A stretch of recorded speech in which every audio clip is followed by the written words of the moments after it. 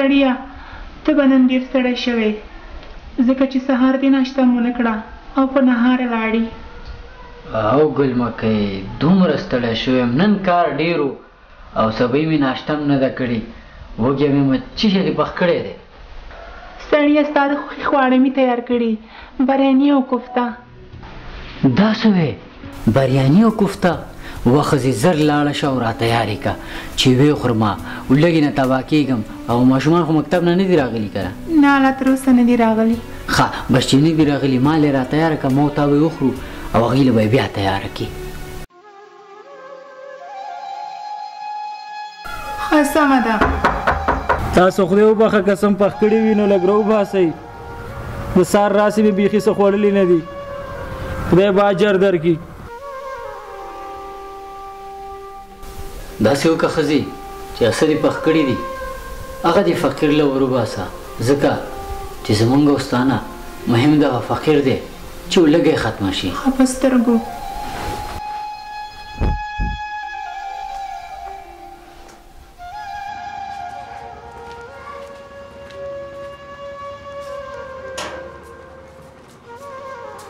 وروره دا واخله.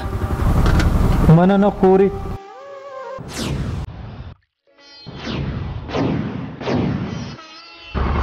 مننه.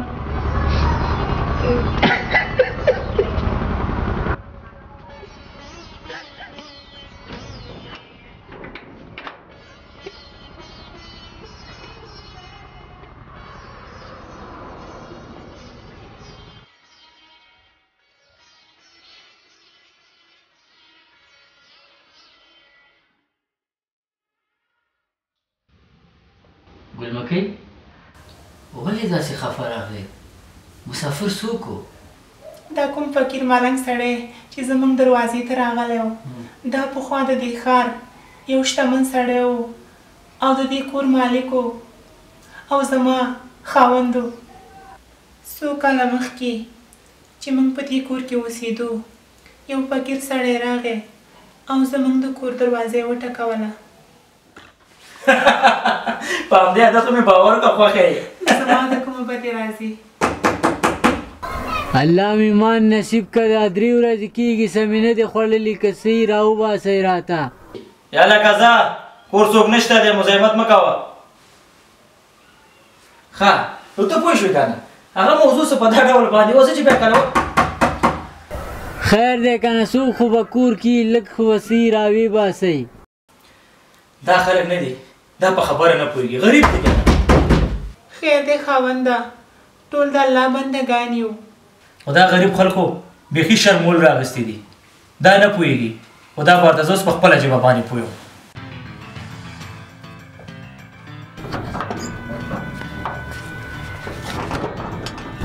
تا ته مو ونه ویلي چې کور څوک نشته؟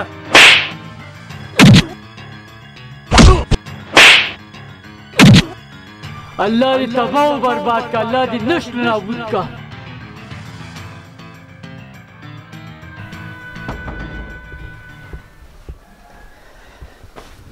سم مې ته برابر کړو دا پوز او خوله مې په اته یې وکړه. ای سړیه وهلو ټکولو ته څه ضرورت و هغه درته څومره ښېرې وکړې که چېرته په تا باندې څه وشي.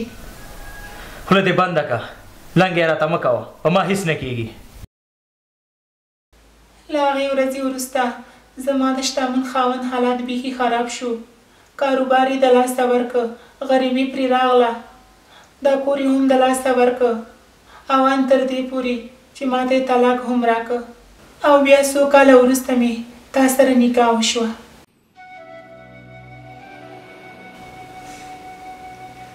مېرمن ګل مکۍ زه تا ته یو حیرانوونکې خبره وکړم. هو ولې نه؟ هغه فقیر چې ستا پخواني خاوند وهلی و هغه بل څوک نه زه وم. الله مې مان نصیب که دا 3 ورځې کېږي سمې نه دې خوړلي که څه یې راوباسئ راته.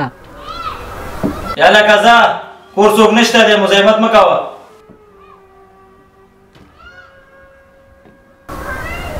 خیر دی که نه څوک خو به کور کې لږ خو به څه یې راوباسئ. راته د مسعود اپې ویلي چې څه نشته ته په خبره باندې نه پوهېږې ته په خبره باندې نه پوهېږې ته په خبره باندې نه پوهېږې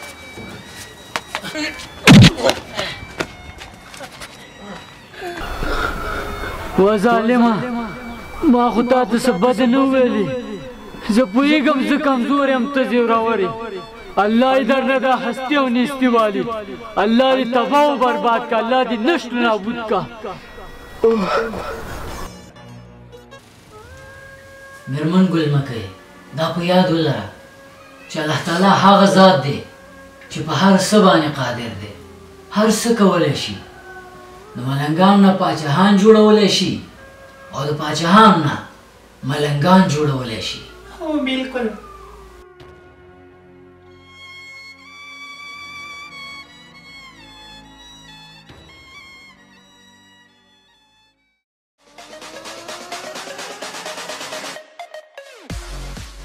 Action.